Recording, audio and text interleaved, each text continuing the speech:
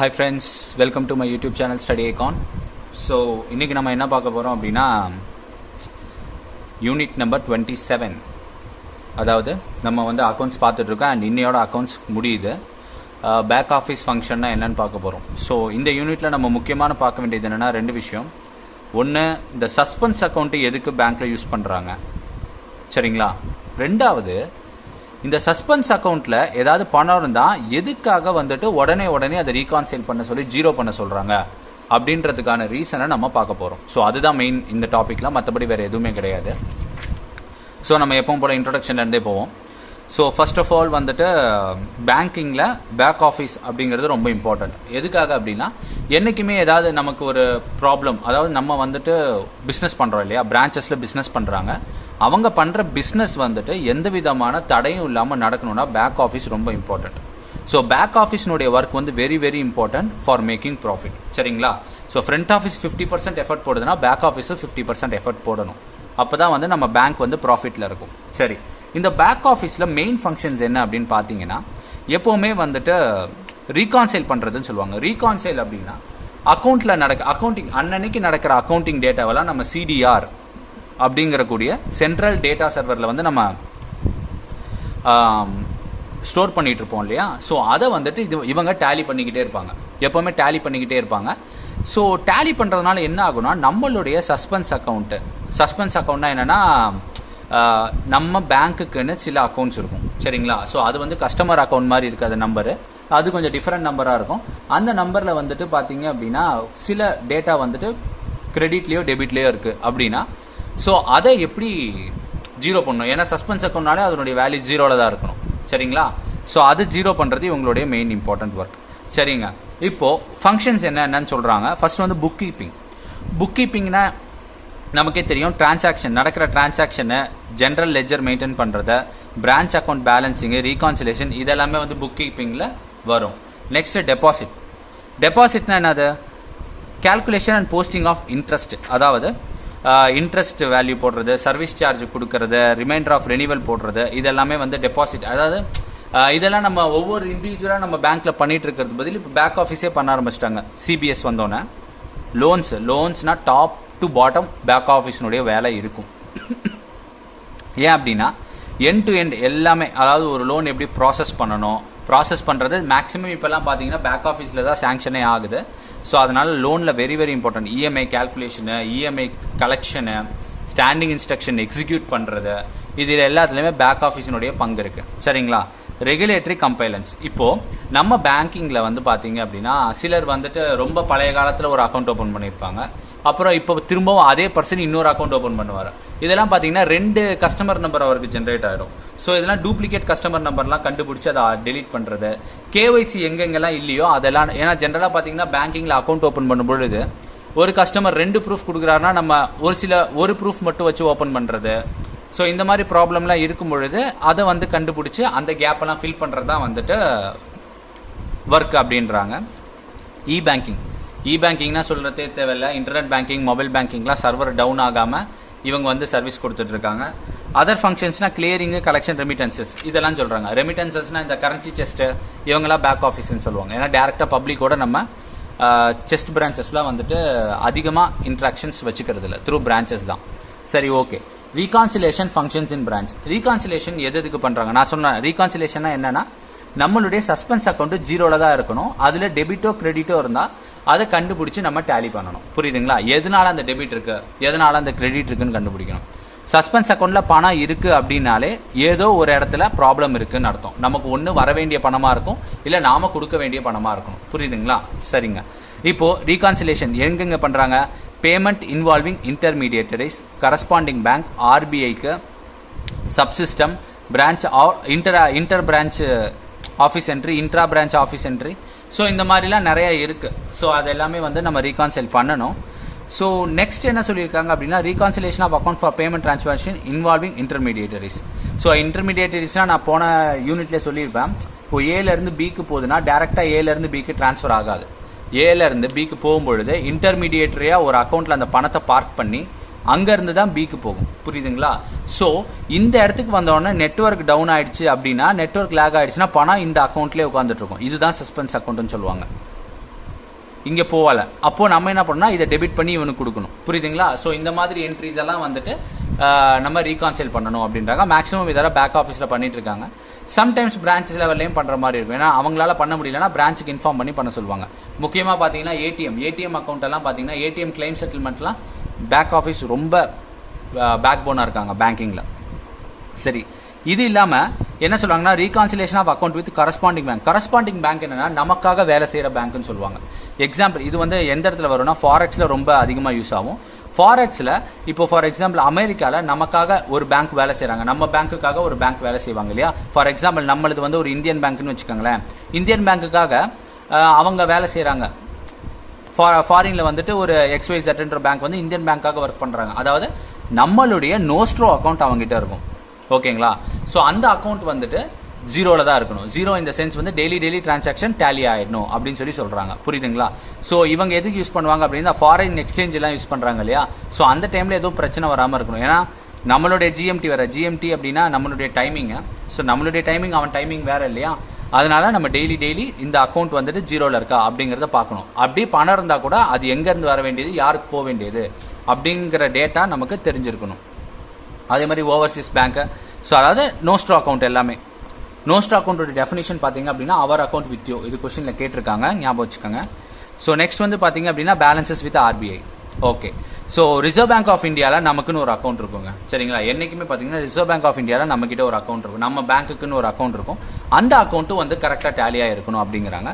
அந்த account tally ஆகும்போது reconciliation statement நம்ம ப்ரிப்பேர் பண்ணணும் டேலி பண்ணுறதுக்கு. அது எந்த கான்செப்டில் இருக்குன்னா மேக்கர் செக்கர் கான்செப்ட் தான் ப்ரிப்பேர் பண்ணிட்டு இருக்காங்க இன்னே வரலுமே. So special attention needs to be paid for the following item appearing in the reconciliation statement. ரீகான்சிலேஷன் ஸ்டேட்மெண்ட்டில் சில விஷயங்கள் வந்துட்டு முக்கியமாக பார்க்கணும். என்னென்ன அப்படின்னா, ஒன்று கேஷ் டிரான்சாக்ஷன், இன்னொன்று ரெவன்யூ ஐட்டம், இன்னொன்று ஓல்டு அவுட்ஸ்டாண்டிங் பேலன்சஸ். இது மூணு நம்ம தெளிவாக டேலி பண்ணி வச்சிருக்கணும். அதுக்கப்புறமேட்டு purchase and sale of security transaction, banks periodically reconcile the security balance. So இதெல்லாமே வந்துட்டு செக்யூரிட்டி ரெஜிஸ்டர் வந்து நம்ம கரெக்டாக மெயின்டைன் பண்ணிட்டு இருக்கணும். ஓகேங்களா? அதே மாதிரி custodian account, that is subsidiary general ledger or demat account, இது எல்லாமே நமக்கு டேலியில் இருக்கணும். ரீகான்சைல் பண்ணி வைக்கிறாங்க, அதாவது டேலியில் இருக்கணும். பட் இது பிரான்ச் லெவலில் பண்ணுறதில்ல, பேக் ஆஃபீஸ் லெவலில் பண்ணிட்டு இருக்காங்க. நெக்ஸ்ட் வந்து பார்த்தீங்க அப்படின்னா RBI இல்லாமல் மற்ற இன்ஸ்டியூட்டில் நம்ம அக்கௌண்ட் வச்சிருக்கோம்னு வச்சுக்கோங்களேன். இது எதுக்காக ஜென்ரலாக பார்த்தீங்கன்னா கிளியரிங்காக யூஸ் பண்ணுவாங்க. ஸோ முன்னாடிலாம் பார்த்தீங்கன்னா கிளியரிங் ஜென்ரலாக பார்த்தீங்கன்னா எல்லா பேங்க்குமே சேர்ந்து ஸ்டேட் பேங்க் ஆஃப் இந்தியாவில் ஒரு அக்கௌண்ட் வச்சிருப்பாங்க மேக்ஸிமம். ஏன்னா ஸ்டேட் பேங்க் தான் எல்லா இடத்துலையும் லீடாக இருக்கிறதுனால. ஸோ இவங்க என்ன பண்ணுவாங்க அப்படின்னா அங்கே கிளியரிங் எல்லா பேங்க்காலையும் வருவாங்க. ஸோ அவங்க கிளியரிங் பண்ணி ஃபண்டை செட்டில்மெண்ட் பண்ணி எடுத்துகிட்டு போவாங்க. ஸோ அதில் ஏதாவது குறை நிறைகள் இருந்தது அப்படின்னா சஸ்பென்ஸ் அக்கௌண்ட்டில் பணம் இருக்கும், அதையும் நம்ம டேலி பண்ணுறாங்க. இப்போ வந்துட்டு அது பிரான்ச் லெவலில் பண்ணுறதில்ல, பேக் ஆஃபீஸ் லெவலில் பண்ணிட்டு இருக்காங்க.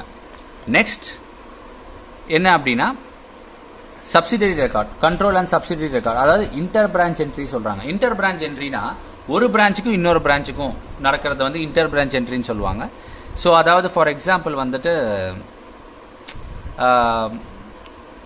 இந்த அட்வான்ஸ் எல்லாம் எடுக்கிறாங்க இல்லையா, நம்ம ஸ்டாஃபுங்க வந்து அட்வான்ஸ் எடுப்பாங்க. எப்போ அப்படின்னா ஏதாவது ஒரு டூர் ரெக்வஸ்ட்டு இல்லை டூர் டைம் அலவன்ஸ் கிளைம் பண்ணுறது அப்படின்ட்டு. ஸோ அந்த மாதிரி டைமில் வந்து பார்த்தீங்க அப்படின்னா அவங்க advance paid to officer, advance paid to clerical அப்படின்ற மாதிரி டெபிட் பண்ணுவாங்க. அது மைனஸில் இருக்கும், அது நீங்கள் டேலி பண்ணணும். எதுக்காக சொல்கிறேன் அப்படின்னா நம்ம சஸ்பென்ஸ் அக்கௌண்ட்டெல்லாம் என்னன்னு சொல்லுவாங்கன்னா அதர் அசட்ஸில் ஆட் பண்ணுவாங்க பேலன்ஸ் ஷீட்டில். இது ஒரு 1 மார்க்கு. சஸ்பென்ஸ் அக்கௌண்ட்டை எதில் பண்ணுவாங்க அப்படின்னா பேலன்ஸ் ஷீட்டில் அதர் அசட்ஸில் ஆட் பண்ணுவாங்க. ஸோ சஸ்பென்ஸ் அக்கௌண்ட்டில் நீங்கள் நெகட்டிவ் வேல்யூ வந்துட்டு இருந்தது அப்படின்னா மோர் தேன் 6 மந்த் ஆச்சு அப்படின்னா அந்த அக்கௌண்ட்டுக்கு அந்த அமௌண்ட்டை வந்துட்டு நீங்கள் ப்ரொவிஷன் எடுத்து வைக்கணும். எப்படி என்பிஏக்கு ப்ரொவிஷன் எடுத்து வைக்கிறீங்களோ அதே மாதிரி இதுக்கும் ப்ரொவிஷன் எடுத்து வைக்கணும். ஏன்னா இது நம்ம ப்ராஃபிட் தான் இல்லையா, நம்ம ப்ராஃபிட்லேருந்து போக போகுது. ஸோ அப்போ ஃபிகர் மாறும். அதனால தான் சொல்லுவாங்க எப்போவுமே வந்துட்டு அட்வான்ஸ் எல்லாம் ஏதாவது பே பண்ணோம்னா உடனே அதை ஜீரோ பண்ணிக்கணும் அப்படின்ற மாதிரி சொல்லுவாங்க. ஸோ நெக்ஸ்ட் வந்து பார்த்தீங்க அப்படின்னா inter branch office entry. Inter branch ஆஃபீஸ்னா டிமாண்ட் டிராஃப்ட். ஏன்னா எப்போவுமே வந்துட்டு ஃபார் எக்ஸாம்பிள் ஏன்றவர் வந்து டிடி எடுக்கிறாருன்னு வச்சுக்கோங்களேன், அவர் கேஷ் கட்டி எடுத்துட்டாரு அப்படின்னா நம்ம பேங்கினுடைய டிடி அக்கௌண்ட் 5000 rupees டெபிட் ஆகிடும். ஓகேங்களா? ஸோ பீன்ற ஏதோ ஒரு பிரான்ச்சில் வேற எங்கேயோ இந்தியாவில் வேற எங்கேயோ போயிட்டு அவர் காசை எடுத்துட்டாரு. அப்போ அவனுக்கு வந்து 5000 rupees, நமக்கு வந்து 5000 rupees கிரெடிட்டில் இருக்கும், அவனுக்கு 5000 rupees டெபிட்டில் இருக்கும். இது நம்ம சஸ்பென்ஸ், இது அவனுடைய சஸ்பென்ஸ். சரிங்களா? இப்போ என்ன பண்ணணும்னா ஆஃப்டர் 10 o'clock நம்ம இஓடியெல்லாம் போட்டு போயிட்டோம் அப்படின்னா நம்ம சென்ட்ரல் ஆஃபீஸ் டேட்டா வந்து ஒரு ரன் பண்ணுவாங்க. ஸோ அந்த டிடி நம்பர்லாம் மேட்ச் பண்ணி ஓகே ஒரு 5000 இருக்குது, இங்கே ஒரு 5000 ரூபாய் இருக்குது, ஸோ இதை டேலி பண்ணிக்கோ. அது ஸோ இதுதான் வந்து பேக் எண்டில் நடந்துட்டுருக்கு, புரியுதுங்களா? ஸோ மெயின் இம்பார்ட்டன்ட் விஷயம் இதுதான் டிமாண்ட் டிராஃப்டில். ஸோ அது இல்லாமல் நிறையா விஷயம் நடக்குது. ஏன் அப்படின்னா இந்த ஏடிஎம்மில் டிஃபரன்ஸ் வருது, நெஃப்ட் டிரான்சாக்ஷன் நின்று போகிறது, இந்த மாதிரி நிறையா இருக்குது. ஜஸ்ட் கோ த்ரூ மட்டும் பண்ணுங்கள். அண்ட் ரொம்ப இம்பார்ட்டண்ட்டான விஷயம் நோஸ்ட்ரோ, ஏன்னா நோஸ்ட்ரோவில் வந்து கொஸ்டின்ஸ் கேட்டிருக்காங்க. நெக்ஸ்ட் வந்து பார்த்தீங்க அப்படின்னா ரீகான்சிலேஷன் இன்டர் ஆஃபீஸ் டிரான்சாக்ஷன், ரீகான்சிலேஷன் எப்படி பண்ணுறதுன்னு சொல்லியிருக்காங்க. அதுதான் நான் சொன்னேன், 5000 சொன்னேன் இல்லையா? சரி, ஓகே. இப்போ வந்து ஃப்ராடுலண்ட் நடக்கக்கூடாது அப்படிங்கிறாங்க. ஸோ ஜென்ரலாக ரீகான்சில் எதுக்கு பண்ணுறது அப்படின்னா, ஏன்னா 0 பண்ணாமே நம்ம விட்டுட்டு போயிடலாம் இல்லையா? ஆனால் 0 நம்ம பண்ணணும். ஏன் அப்படின்னா ஃப்ராடு டிரான்சாக்ஷனை கண்டுபிடிக்கிறதுக்கு. எக்ஸாம்பிளுக்கு நான் சொல்கிறேன் பாருங்கள். இப்போ வந்துட்டு நான் சொன்ன மாதிரி ஏ வந்துட்டு ஒரு 5000 டிடி எடுக்கிறாரு, பி வந்துட்டு அந்த 5000 டிடி வந்துட்டு பேமெண்ட் பண்ணிட்டாங்க. ஏ பிரான்ச்சில் எடுக்கிறாங்க, பி பிரான்ச்சில் பண்ணிட்டாங்க. பட் ஆனால் இங்கே என்ன நடக்குதுன்னா ஏ பிரான்ச்சில் இந்த 5000 அக்கௌண்ட்டுக்கே கொண்டு வரலன்னு வச்சுக்கோங்க. ஒரு ஃப்ராடு நடந்துருது. டிடி மட்டும் எழுதி கொடுத்துட்டாங்க, கையிலே எழுதி கொடுத்துட்டாங்க. டிடி வந்துட்டு பி பிரான்ச்சு பே பண்ணிட்டாங்க. ஓகே, ஸோ இந்த மாதிரி சுச்சுவேஷனில் டிடி வந்து பே பண்ணிட்டாங்க. மேனுவலில் தான் நடந்துட்டு இருக்கு. இப்போ நிறையா இதெல்லாம் நான் செக்யூரிட்டி ஐட்டம்லாம் கொண்டு வந்துட்டாங்க. பட் மேனுவலில் இந்த மாதிரி நடந்திருக்கு. ஸோ டிடி வந்து இவன் பே பண்ணிட்டாங்க. பே பண்ணோன்னு நம்ம என்ன பண்ணுவோம்னா டேட்டாவெல்லாம் என்ட்ரி பண்ணி இஓடி பண்ணிட்டு போயிடுவோம். நம்ம சென்ட்ரல் ஆஃபீஸ் என்ன பண்ணுவாங்க அப்படின்னா அதை ரன் பண்ணுவாங்க. ரன் பண்ணும் பொழுது இந்த டெபிட்டுக்கு கரஸ்பாண்டிங் கிரெடிட்டே இருக்காது. ஸோ உடனே என்ன ஆகும்னா இந்த 5000 ரூபாய் வந்துட்டு ஃப்ராடுலண்ட் டிரான்சாக்ஷன் அல்லனா அதை வந்துட்டு லூப் பண்ணுறதுக்கு உடனே அந்த பிரான்ச்சை காண்டாக்ட் பண்ணுவாங்க. புரியுதுங்களா? ஸோ இதுதான் ரொம்ப இம்பார்ட்டண்ட்டு. நெக்ஸ்ட் வந்து பார்த்தீங்க அப்படின்னா RBI guidelines regarding inter office entry. Inter office entry நான் சொன்னதே தான். இப்போ என்ன அப்படின்னா ஆர்பிஐ என்ன ஒரு சர்க்குலர் சொல்லியிருக்காங்க அப்படின்னா ஃப்ராட் ரிஸ்க் ஃபேக்டரை வந்து நீங்கள் கம்மி பண்ணணும், அதுக்காக ரீகான்சிலேட் பண்ணணும்னு சொல்லியிருக்காங்க. சரி, ஓகேங்க. இப்போ என்ன அப்படின்னா பிளாக்டு அக்கௌண்ட் அப்படின்னு சொல்லிட்டு ஒன்று ஓப்பன் பண்ண சொல்கிறான். அதாவது இந்த பிளாக்டு அக்கௌண்ட்டில் என்ன இருக்கும் அப்படின்னா 5 வருஷத்துக்கு மேலே ஒரு சஸ்பென்ஸ் அக்கௌண்ட்டில் கிரெடிட் என்ட்ரி இருந்தது அப்படின்னா அதை வந்துட்டு இந்த பிளாக்டு அக்கௌண்ட்டில் போட்டுடணும் அப்படிங்கிறாங்க. சரி, இந்த பிளாக்டு அக்கௌண்ட்டை நம்ம பேலன்ஸ் ஷீட்டில் எந்த இடத்துல நம்ம டிக்ளேர் பண்ணுவோம் அப்படின்னா அதர் லயபிலிட்டி அண்ட் ப்ரொவிஷன்ஸ் அப்படின்ற இடத்துல டிக்ளேர் பண்ணுவோம். ப்ரொவிஷன்ஸும் நம்ம எடுத்து வைக்கணும்னு சொல்லிட்டு ஆல்ரெடி ஷெட்யூல் 5ல் வருது. ஸோ இப்போ நம்ம இதில் எடுத்து வைக்கிறதுனால நமக்கு என்ன அப்படின்னா நம்மளால் ஃபைண்ட் அவுட் பண்ண முடியல இல்லையா அந்த என்ட்ரி, அதுக்காக நமக்கு ப்ரொவிஷனும் போயிடுச்சு. ஏன் அப்படின்னா இது வந்துட்டு நம்ம ஜென்ரலாக வந்து பார்த்தீங்க அப்படின்னா ஒரு சஸ்பென்ஸ் அக்கௌண்ட்டில் பணம் இருக்குது அப்படின்னா ஒன்று அது கொடுக்க வேண்டியது, இல்லைனா நமக்கு அது வர வேண்டியது. ஜென்ரலாக கொடுக்க வேண்டியது இருந்தது அப்படின்னா நம்ம லாஸ் காமிக்கிற மாதிரி இருக்கும். வர வேண்டியதாக இருந்தது அப்படின்னா நமக்கு வந்து ப்ராஃபிட் கம்மியாக தானே காமிப்போம். ஒரு 5000 ரூபாய் நமக்கு வர வேண்டியது வந்து நம்ம கண்டுபிடிக்க முடியலனா கூட நமக்கு ப்ராஃபிட் கம்மியாக தான் இருக்கும் இல்லையா? சரி, ஓகே. அதுதான் இங்கே சொல்லியிருக்காங்க. அண்ட் இந்த பிளாக்டு அக்கௌண்ட்டில் வந்துட்டு கிளைம் வருது, உடனே வந்து நம்ம கண்டுபிடிச்சிட்டோம், ஒரு 5 வருஷம் கழிச்சு ஒரு விஷயத்தை கண்டுபிடிச்சிட்டோம் அப்படின்னா இந்த பிளாக்டு அக்கௌண்ட்டை கிளைம் வரும்பொழுது 2 பேர் ஆத்தரைஸ் பண்ணணும். அதில் ஒருத்தர் வந்துட்டு அவுட் சைட் பிரான்ச், அதாவது வேற ஒரு ரீஜன் ஆஃபீஸோ இல்லை ஒரு ஹெட் ஆஃபீஸோ ஜோனல் ஆஃபீஸோ நம்மளுடைய ஹெட் ஆஃபீஸில் இருக்கவங்க கிட்ட சொல்லி அதை ஆத்தரைஸ் பண்ணணும் அப்படின்ற மாதிரி சொல்கிறாங்க. அதே மாதிரி ஆர்பிஐ வந்துட்டு கேட்டகரி வைஸாக உங்களுக்கு வந்துட்டு இன்டர் பிரான்ச் அக்கௌண்ட்டை கிரியேட் பண்ணுங்க, ஐ மீன் டேலி பண்ணுங்க. இன்டர் பிரான்ச் அக்கௌண்ட் எப்பவுமே கேட்டகரி வைஸில் வச்சுக்கோங்க, அப்போ தான் உங்களுக்கு ஈஸியாக இருக்கும் அப்படின்ற மாதிரி சொல்கிறாங்க.